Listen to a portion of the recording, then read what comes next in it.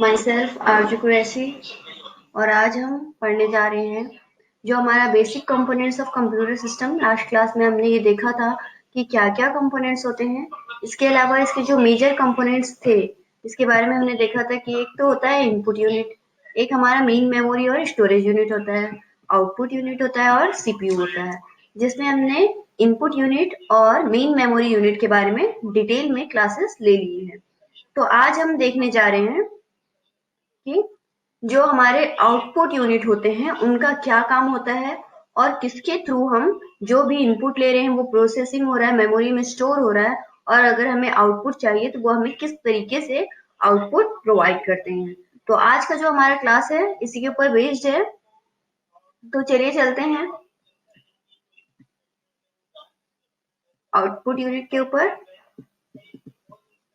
Output unit Output unit receives information from the CPU and then delivers it the external storage or device in the soft or hard process DRAM. Output unit क्या करता है?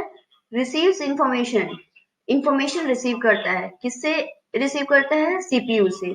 तो आपको CPU का general काम मैंने बता दिया है कि प्रोसेसिंग करना होता है। तो प्रोसेस करने के बाद जो है इंफॉर्मेशन जो है वो किसको रिसीव होगी? वो आउटपुट यूनिट को होगी। ठीक है, तो हम सबसे पहले ये समझ लेते हैं यहाँ पर कि जो हमारा सीपीयू है उसका जो काम क्या है? प्रोसेसिंग करने के बाद आउटपुट यूनिट को इंफॉर्मेशन देना। और आउटपुट यूनिट का काम क्या है? इंफॉर्मेशन रिसीव करना। ठीक है, उसके बाद क्या होता है? And then delivers it the external storage और डिवाइस इन द सॉफ्ट और हार्ड प्रोसेस डैम। इसका मीनिंग यहाँ पर क्या हो रहा है? ये क्या करता है? एक्सटर्नल स्टोरेज डिवाइस जो होते हैं हमारे, जहां पर अलग से जो हमारे, या हम बोल सकते हैं सेकेंडरी स्टोरेज डिवाइसेस जो हम अलग से लगा रहे हैं, या फिर हम जहां पर ऐसे डिवाइसेस जिसको हम आउटपुट यूनिट डिवाइसेस कहते हैं, उस डिवाइस पे ये क्या करता है? प्रोसेस करता है। एक तो सॉफ्ट और एक हार्ड प्रोसेस करता है। सॉफ्ट और हार्ड प्रोसेस्ड फॉर्म मतलब क्या होता है? दोनों में से किसी भी फॉर्म में ये प्रोसेस करता है जो हम डिमांड करते हैं। तो सॉफ्ट प्रोसेसिंग मतलब क्या होता है? कंप्यूटर के अंदर में ही हमने क्या किया? आउटपुट स्क्रीन पे हमने चाहा आउटपुट आ जाए हमारा। और हार्ड प्रोसेस मतलब क्या हुआ कि हमने क्या चाहा वो आउटपुट हमें प्रिंट होके एज इट इज पेजेस में, या ऐसा जिससे हम टच कर सके। हमें पता है हार्डवेयर हार्ड सब क्या होता है जिसे हम टच कर पाते हैं। तो सिंपल सी बात है, इन दोनों फॉर्म में हम क्या करते हैं? आउटपुट को रिसीव करना चाहते हैं। नेक्स्ट हमारा पॉइंट है, the devices which are used to display output to the user are called output devices. तो आउटपुट डिवाइसेस किससे कहते हैं? ऐसी डिवाइसेस जो यूज की जाती है डिस्प्ले करने के लिए आउटपुट, यूजर को डिस्प्ले करने के लिए आउटपुट। जो डिवाइसेस हम यूज करते हैं जैसे हमारा मॉनिटर स्क्रीन हो गया, प्रिंटर हो गया, ये सब हमारे क्या है? आउटपुट डिवाइसेस हैं। तो इन आउटपुट डिवाइसेस से हम यहाँ पर क्या देखते हैं? आउटपुट को डिस्प्ले होता हुआ देखते हैं। अब थर्ड पॉइंट में हमने बताया है कि पहला तो हमारा एक मॉनिटर हो गया और दूसरा हमारा क्या हो गया? प्रिंटर हो गया। ये बहुत ही कॉमन आउटपुट डिवाइस है जिसके थ्रू हम आउटपुट देखते हैं। अब प्रिंटर की बात कर ले तो प्रिंटर कैसे करता है? हार्ड प्रोसेस्ड करता है। वही मॉनिटर जो है वो सॉफ्ट प्रोसेस्ड करता है। ठीक है, तो ये हमारा सिंपल सा था आउटपुट यूनिट के बारे में कि आउटपुट यूनिट किस तरीके से काम करता है, डेटा को लेता है और उसे सॉफ्ट या फिर हार्ड प्रोसेस्ड करता है। सीपीयू से लेने के बाद वो उसे एक्सटर्नल स्टोरेज या फिर डिवाइस में क्या करता है? डिलीवर करता है। इसके अलावा जो डिवाइसेस होते हैं जो इसे डिस्प्ले करते हैं आउटपुट को, उन्हें हम आउटपुट डिवाइसेस कहते हैं। और ये हमारे कॉमन क्या है? एक तो हमारा मॉनिटर है और दूसरा हमारा प्रिंटर है। ये हो गया हमारे आउटपुट यूनिट के बारे में। तो आउटपुट यूनिट भी एक हमारा क्या है? मेजर कंपोनेंट है। अब इसके बाद जो हमारा नेक्स्ट मेजर कंपोनेंट है वो है हमारा सीपीयू। तो सीपीयू के बारे में पढ़ेंगे। अभी हमने देखा था कि जो हमें आउटपुट मिलता है वो एक्चुअली मिलता सीपीयू से। तो सीपीयू किस तरीके से इनपुट यूनिट को लेता है और प्रोसेस करता है ये हम समझेंगे। इसके अलावा हमने इस बेसिक क्लास में एक और चीज देखा था कि सीपीयू जो है वो टू पार्ट्स में डिवाइडेड है। पहला तो है हमारा अरिथमेटिक लॉजिक यूनिट और दूसरा है कंट्रोल यूनिट। तो अब हम सीपीयू के बारे में फर्दर क्लासेस देखते हैं कि सीपीयू क्या होता है डिटेल में। सेंट्रल प्रोसेसिंग यूनिट सीपीयू का फुल फॉर्म है, करेक्ट। तो हमारा ये भी जो है ऑब्जेक्टिव क्वेश्चंस में आते हैं क्वेश्चंस कि सीपीयू क्या होता है। अब हम बात करते हैं इसके फर्स्ट पॉइंट में। The main chip in a computer is the microprocessor chip. जो मेन चिप हमारे कंप्यूटर में लगा होता है वो होता है micro processor chip. Micro processor क्या होता है, मतलब छोटा सा प्रोसेसर चिप जो प्रोसेसिंग करने के लिए होता है। उस माइक्रो प्रोसेसर चिप को हम क्या कहते हैं, सीपीयू कहते हैं। तो इसी को इंग्लिश में डेफिनेशन के तौर पे लिखा गया है, क्या लिखा गया है, the main chip in a computer is the microprocessor chip which is also known as CPU. तो जो हमारा माइक्रो प्रोसेसर वाला चिप लगा होता है उसे ही हम क्या कहते हैं, सीपीयू कहते हैं। अब सीपीयू कैसे रहता है, the CPU is mounted on a printed circuit board called the main board और मदरबोर्ड।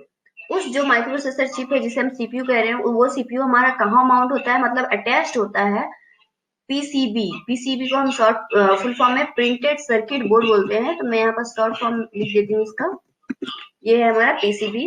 तो क्या होता है, प्रिंटेड सर्किट बोर्ड में हम सीपीयू को अटैच कर देते हैं। और सीपीयू क्या है, एक माइक्रो प्रोसेसर चिप है जो प्रोसेसिंग करता है, एक छोटा सा प्रोसेसर का चिप है। उसे हमने क्या किया, प्रिंटेड सर्किट बोर्ड के साथ अटैच कर दिया और उसे हम क्या कह रहे हैं, मेन बोर्ड या फिर मदरबोर्ड कह रहे हैं। ठीक है, क्या है, एक माइक्रो प्रोसेसर चिप को हमने क्या किया है, प्रिंटेड सर्किट बोर्ड जो हमारा था उसके साथ अटैच कर दिया है और उसे हम क्या कह रहे हैं, मेन बोर्ड या फिर मदरबोर्ड। अब इसके आगे देखते हैं, this chip is considered to be the controlling chip of a computer system since it controls the activities of other chips as well as outside devices connected to the computer such as monitor and printer।